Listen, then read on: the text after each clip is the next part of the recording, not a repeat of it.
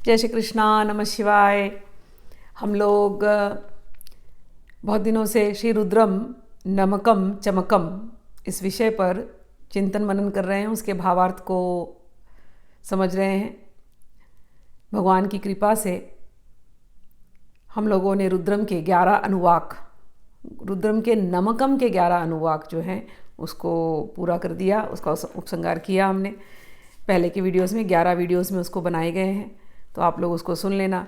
रुद्रम को पढ़ने की विधि में नमकम और चमकम ये दोनों साथ में पढ़ा जाता है। तो नमकम हो गया है, अब हम लोग चमकम पर चलेंगे। चमकम में भी 11 ही अनुवाक हैं, 11 सेक्शंस हैं। चमकम में हम जो डिज़ायर्स हैं हमारे, वो हम भगवान के सामने रखते हैं और कहते हैं कि ये सब हमारे पास है भगवान रुद्र की आराधना की वजह से। तो जिसको कहते हैं पॉजिटिविटी, पॉजिटिव स्टेटमेंट्स बोलना, आर्ट ऑफ मैनिफेस्टेशन। आजकल हमारे यहाँ ये बज़वर्ड्स हैं, आर्ट ऑफ मैनिफेस्टेशन। यूनिवर्स के साथ आप कुछ मांग लो तो यूनिवर्स आपको दे देगा। तो वो जो आर्ट ऑफ मैनिफेस्टेशन जो इंग्लिश बुक्स में लिखे गए हैं और जो हम लोग आजकल करते हैं, वो ऑलरेडी हमारे चमकम में दिया हुआ है। बट सिर्फ ये प्रॉब्लम थी कि हम लोगों को संस्कृत समझ में नहीं आता और हम लोग मंदिर में पंडित लोग बोलते हैं, पंडितों की सुन करके हमें और कुछ समझ में आता नहीं। हमें लगता है कि बस हाँ वो पंडितों ने कुछ बोल दिया, हमने कुछ कर दिया और हम निकल गए वहाँ से। लेकिन जब इसके अर्थों को समझते हैं तो वाह वाह, ऐसा लगता है इतने पॉजिटिव स्टेटमेंट्स, मतलब बार बार अपने आप को पॉजिटिव स्टेटमेंट्स बोलना है बार बार, और ऐसे बोलना है कि सब कुछ आपका है। मैं जब रुद्रम चमकम पढ़ती थी और जब इसके अर्थ समझ में आने लगे, मैं आपसे सच कहती हूँ, माइंड ऐसे बोलते ना ब्रॉडन हो गया, व्यापक होने लगा। अरे ऐसे लगता था सब कुछ मेरा ही है, मेरे पास किसी चीज़ की कमी ही नहीं है। Everything I have it under my control and under my desire. अगर मैंने कोई चीज़ सोची है तो ये चीज़ मेरी है, पहले से ही है, भगवान ने मुझे दिया है, मेरी चीज़ है और मुझे किसी चीज़ की कमी नहीं है। तो ये जो कमी की जो फीलिंग होती है हम लोगों के अंदर, अरे हमारे पास ये नहीं है, हमारे पास वो नहीं है, हमारे पास वो नहीं है, हम हमेशा रोते रहते हैं और नेगेटिव चीज़ें ही अपने जीवन में करते रहते हैं, नेगेटिव बातें और नेगेटिव मैनिफेस्टेशन। जो भगवान के भक्त होते हैं वो ऐसे नहीं होते, उनके अंदर हमेशा पॉजिटिव थिंकिंग होती है और पॉजिटिव मैनिफेस्टेशन होता है। हम भगवान के अंश हैं, हमें किसी चीज़ की कमी नहीं होनी चाहिए, होनी ही नहीं चाहिए, लेकिन हम भूल जाते हैं।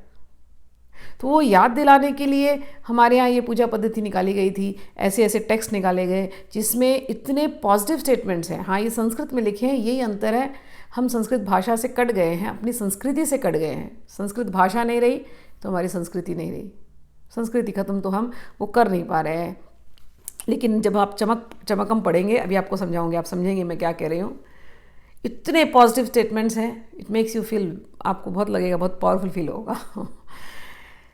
एक और बात आप लोगों से शेयर करना चाहती हूँ कि पहले अनुवाकों में जब हम पढ़ रहे थे तो भगवान के 10वें अनुवाक में भगवान का एक स्वरूप कहा गया, भगवान आप लाल लाल रंग के हैं, आप हम पर कृपा कीजिए, आप धन दौलत देने वाले हैं, ऐसे करके भगवान का एक लाल रंग का स्वरूप आया था। पिछली बार मैंने आप लोगों को पहले दूसरे तीसरे अनुवाक में भगवान के एक पीले रंग के स्वरूप को बताया था कि भगवान के हल्दी वाला स्वरूप जो महाराष्ट्र में पुणे में है और उसको हम लोग खंडोबा राया नाम से जानते हैं। अब मैं आपको एक भगवान का लाल रंग का स्वरूप बताती हूँ, लाल गुलाल या गुलाबी गुलाल डाला हुआ स्वरूप। ये भी महाराष्ट्र का एक मंदिर है, कोल्हापुर में, इसको ज्योतिबा कहते हैं। महाराष्ट्र का ये केदारनाथ है और ये कोल्हापुर में रत्नागिरी में है। रत्नागिरी में एक रत्नासुर नाम का एक असुर था, जिसको वहाँ की अंबाबाई जो है उनसे लड़ाई कर रही थी, तो असुर को हराना कठिन हो गया था।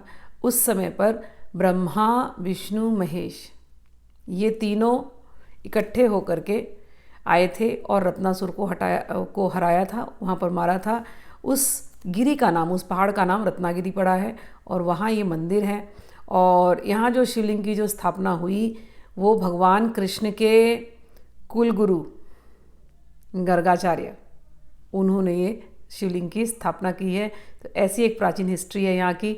और यहाँ पर भगवान की जो मूर्ति की जो पूजा होती है वो केवल गुलाबी सिंदूर से, गुलाबी गुलाल से होती है। तो आप पूरे मंदिर में जाएंगे, केवल गुलाल गुलाल गुलाल गुलाल है। तो इसको कहते हैं ज्योतिबा। ज्योति यानी भगवान का ज्योतिर्मय स्वरूप, ज्योतिर्लिंग जैसा, और इसमें भगवान के तीनों जो स्वरूप है वो यहाँ पर प्रस्तुत है, मतलब प्रतिष्ठित है। चलिए, तो भगवान को जो हमने रुद्रम में 2 स्वरूप में देखा, एक पीले स्वरूप में, एक लाल स्वरूप में, यहाँ पर हम गुलाबी स्वरूप में देख रहे हैं। गुलाबी और लाल एक ही रंग के फैमिली हैं, ठीक है। अब हम लोग चमक प्रश्न पे चलते हैं। चमकम अध्याय 1 अनुवाक 1। ओम अग्ना विष्णु सजोषे मावर्धतुं वां गिरः दुम्नैर्वाजेभिरागतं वाजश्च मे प्रसवश्च मे प्रयतिश्च मे प्रसिद्धिश्च मे धीतिश्च मे क्रतुश्च मे स्वशश्च मे श्लोकश्च मे श्रावश्च मे श्रुतिश्च मे ज्योतिश्च मे सुवशश्च मे प्राणश्च मे अपानश्च मे व्यानश्च मे असुषश्च मे चित्तं च मे अधीतं च मे वक्तं च मे वाक्च मे मनश्च मे चक्षुश्च मे श्रोत्रं च मे दक्षश्च मे बलं च म ओजश्च मे सहश्च म आयुश्च मे जरा च म आत्मा च मे तनुश्च मे शर्मा च मे वर्मा च मे अंगानी च मे स्थानी च मे परुंगशी च मे शरीराणी च मे। ये भगवान के चमक प्रश्न का पहला अध्याय है। आप लोग ने देखा होगा हर अध्याय में चमे चमे चमे चमे चमे चमे चमे चमे ऐसे कहा जाता है।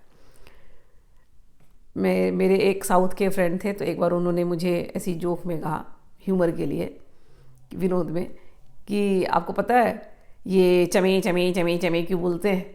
मैंने कहा क्यों बोलते हैं? बोलते आपको पता है ना, दक्ष का जब यज्ञ हुआ था तो दक्ष उसमें सती ने अपने प्राण को त्याग दिया था।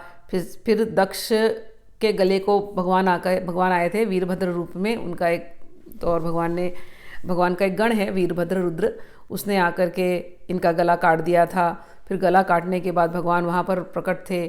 फिर गला काटने के बाद सभी देवी देवता वहाँ पर आए और सबने माफ़ी मांगी भगवान से, शिव से, और विष्णु भगवान भी वहाँ प्रकट हुए।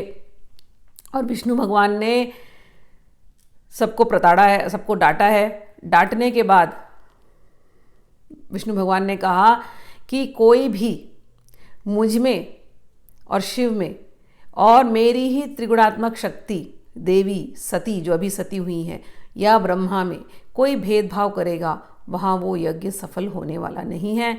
प्रजापति दक्ष ने ये काम किया, पहले सती का तिरस्कार, फिर मेरे प्रिय शिवजी का तिरस्कार, तो ये यज्ञ तो असफल होना ही था, इसको सफलता मिलने वाली नहीं है।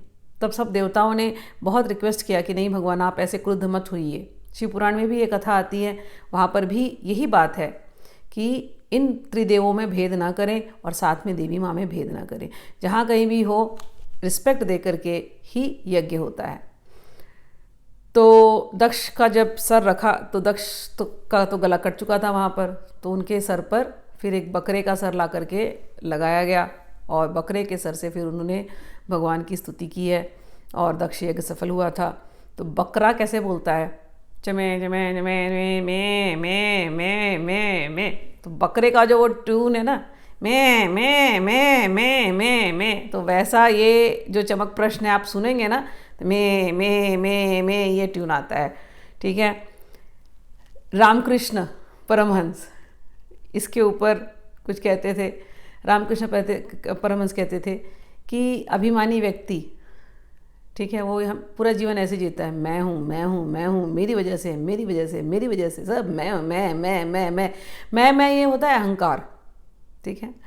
और जब वो व्यक्ति मरता है तो उस अहंकार में मरता है और फिर से आता है, फंसा रहता है।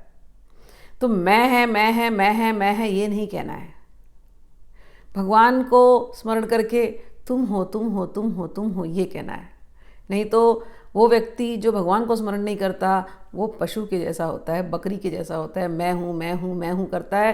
फिर मरने के बाद बकरी का जो चमड़ा होता है उसी से फिर वो ढोल वगैरह बनते हैं, और वो ढोल जब बजाते हैं तो उसमें तू हूँ ऐसे ढोल के अंदर से जो आवाज़ आती है वो तू है ये आवाज़ आती है। तो हम लोगों को अहंकार से नहीं बल्कि दक्ष के जैसे हमारे अंदर अहंकार ना हो, हमारे अंदर भगवान के प्रति भक्ति हो और भगवान के हर रूप के प्रति हमारे अंदर आदर हो। तो जब हम चमक प्रश्न पढ़ते हैं तो चमक में पहला ही लिखा है ओम अग्ना विष्णु, कह रहे हैं इस अग्नि के रूप में भगवान सूर्य हैं और साक्षात विष्णु वो भी यहाँ प्रकट हैं यज्ञ के रूप में। जो भी हम यज्ञ करते हैं बिना विष्णु को दिए वो यज्ञ संपूर्ण नहीं होता। कायेन वाचा मनसेन्द्रियैर्वा बुद्ध्यात्मना वा प्रकृति स्वभावात् करोमि यद्यत् सकलं परस्मै नारायणायेति समर्पयामि। किसी भी यज्ञ में हमने जो मन से, क्रिया से, वाणी से जो भी हम करते हैं वो यज्ञ की तरह करना चाहिए और नारायण को समर्पित करना चाहिए, तो ही वो यज्ञ सफल होता है। एक तो ये फिजिकल यज्ञ जिसमें आप समिधा डालते हो, हमेशा, है ना, वो डालते हो, वो एक यज्ञ। और दूसरा हमारा जीवन ही यज्ञ है। हम खाते हैं पीते हैं, अंदर हमारे जठराग्नि चल रही है, वो खाना हम ना खाएं, वो भगवान को भोग लग रहा है, हमारे हृदय के अंदर बैठे भगवान को भोग लग रहा है। हमारी इंद्रियां भगवान के सेवा में लगे तो वो यज्ञ है। हम सांस ले रहे हैं, सांस लेना ये यज्ञ बन जाए। हर सांस में भगवान का हम नाम ले, जीवन यज्ञमय हो जाए। तो जीवन जो हम जी रहे हैं हम यज्ञ की तरह जिए। जो कर्म हम करते हैं हम भगवान को समर्पित करें। ये गीता में भगवान ने कहा, कर्मयोग की फिलॉसफी है, सारे कर्म भगवान को समर्पित कर दो। यत् करोषि यत् जोषि यद् अश्नासि कौन्तेय तत्कुरुष्व मद अर्पणम। जो भी तुम खाते हो, जो भी तुम करते हो, जो भी तुम यत् ददासि यत्, जो तुम दान में देते हो, तत्कुरुष्व मम मद अर्पणम, वो सारे के सारे तुम मुझे दे दो। ये भगवान श्री कृष्ण ने कहा है गीता में। तो यज्ञ का अर्थ ही है कि हम भगवान विष्णु को दे दें सब कुछ। और वहाँ जो अग्नि स्वरूप में जो बैठे हैं वो साक्षात रुद्र हैं। हमने पढ़ा है अनुवाकों में, पहले ही अनुवाक में वही बात कह रहे हैं कि आप अग्नि स्वरूप में हैं, आप तेजस स्वरूप में हैं, आप सूर्य स्वरूप में हैं, शिव जी को कह रहे हैं, है ना। तो वो शिव जी जो अग्नि स्वरूप में है और वो विष्णु जो यज्ञ स्वरूप में यहाँ पर हैं, आपको प्रणाम है। आप दोनों प्रसन्न होइए। ये पहले चमक में पहला स्टेटमेंट है। आप दोनों, भगवान शिव और भगवान विष्णु, हमसे प्रसन्न होइए। और ये जो अब हम स्तुति करने वाले हैं, जो भी यज्ञ करने वाले हैं, ये आप दोनों की प्रसन्नता के लिए कर रहे हैं। आप दोनों आनंदित होइए, आप दोनों प्रसन्न होइए हे भगवान, और हम पर कृपा कीजिए, अपनी शक्ति हमको दीजिए कि हमारा यज्ञ जो है वो अच्छे से संपन्न हो जाए। अब यज्ञ बार बार बोल रहे हैं तो आपके दिमाग में बार बार यही आता होगा, वो अग्नि जलानी है, उसमें हवन करना है, स्वाहा करना है, वो एक प्रकार का यज्ञ है। लेकिन आप रुद्रम चमकम करके भगवान को समर्पित करते हैं तो वो भी यज्ञ है। आप भले अग्नि ना जलाएं, क्योंकि प्रोसेस तो घर में नहीं कर सकते हर बार, तो ये पढ़ करके भगवान को केवल दिया जला दीजिए, फल फूल खिला दीजिए, उनको ऑफर कर दीजिए, जल ऑफर कर दीजिए, पंचामृत ऑफर कर दीजिए, दैट्स इट। ठीक है, आगे बढ़ते हैं। हे भगवान, दुम्नैर्वाजभिरागतम वाजश्च मे प्रसवश्च मे प्रतिश्च मे। हे भगवान, आप हम पर कृपा करें। सारा धन, ऐश्वर्य और भोज पदार्थ जो कुछ भी यज्ञ के लिए लगता हो वो हमारे पास हो। हमारा जीवन यज्ञ में है, तो जितना भोग यज्ञ इस जीवन यज्ञ के लिए जो चाहिए, हे भगवान, वो हमारे साथ हो। और आपकी कृपा से कहते हैं अन्न हमारे पास है, हमारा मन जो ये अन्नदान करना चाहता है वो भी हमारे पास है। शौचम, हमारा मन, प्योर मन, हमारा शुद्ध मन भी हमारे साथ है। और हमारे अंदर यज्ञ में जीवन जीने का और यज्ञ करने का जोश है। हे भगवान, हमारे अंदर रक्षा करने की क्षमता है, हमारे अंदर आहार लेने की भी क्षमता आपकी वजह से है। हे भगवान, मंत्र उच्चारण करने की क्षमता आपकी वजह से है। हे भगवान, हमारा यश आपकी वजह से है। हे भगवान, हमारे पास जो बल है वो भी आप दोनों की वजह से है। हे भगवान, इस बल से, इस मंत्र उच्चारण से, इस आहार से जो कुछ भी हमारे अंदर प्रबोधन हो रहा है, जो ज्ञान हमें मिल रहा है, वो आप दोनों की कृपा से है। स्वर्ग के जितने पारलौकिक सुख हैं वो आप दोनों की कृपा से हमारे पास है। हे भगवान, आत्मा रूप में आप दोनों हमारे अंदर ही हैं।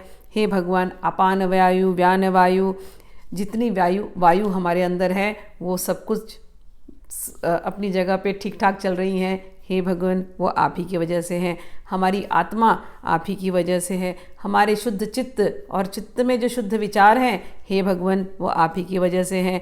हमारे अंदर विवेक आप ही की वजह से हैं। ये वाणी से जो स्तुति निकल रही है, विवेकपूर्ण जो स्तुति निकल रही है, हे भगवान वो आप ही की वजह से हैं। हमारा मन हमारे पास अच्छे से है, वो आप ही की वजह से है। हमारे नेत्र हमारे पास हैं, वो आप ही की वजह से हैं। हमारे कान ठीक ठाक चल रहे हैं, हम अच्छी बातें सुन पा रहे हैं, आप ही की वजह से हैं। हे भगवान हमारे पास ज्ञान इंद्रियां हैं, जिसकी वजह से हम ज्ञान ले पा रहे हैं। हे भगवान इन ज्ञान इंद्रियों में हमारे पास बल है। अब देखो, इंद्रियां हो और बल ना हो, आंखें हो और आंख देख ना पाए, कान हो और सुन ना पाए हाँ, तो क्या फ़ायदा। हाथ हो और लकवा मर गया और हम उससे कुछ कर नहीं पा रहे, तो क्या फ़ायदा। हाँ, तो कह रहे हैं कि हे भगवान आप लोगों की कृपा ऐसी हम पर है, ये यज्ञ हम करते हैं, हम रुद्र की पूजा करते हैं और रुद्र की कृपा से हमारे जितने भी अंग हैं वो सब स्वस्थ हैं और सब में बल है। और हमारे अंदर इन सबसे ज़्यादा हमारे अंदर आत्मबल है, कॉन्फिडेंस। ठीक है। और हे भगवान हमारे अंदर आत्मबल है, जिससे हम अपने शत्रुओं का संहार कर सकते हैं। शत्रु, बाहर के शत्रु और हमारे अंदर के शत्रु, याद रखना। हे भगवान आपकी कृपा से हमारे पास आयु है और लंबी आयु है। हे भगवान आपकी वजह से हमारी आत्मा बड़ी सुखी है। हे भगवान ये देह भी बड़ा स्वस्थ है आपकी वजह से। आप ही हमारे इस देह के कवच हैं। हे भगवान हमारे जितने अंग हैं, इंद्रियां हैं, सब कुछ इस समय स्वस्थ हैं। हमारे हड्डियां स्वस्थ हैं और हड्डियों की संधियां स्वस्थ हैं। हे भगवान जितने हमारे देह के अंग प्रत्यंग हैं वो सभी कुछ स्वस्थ हैं।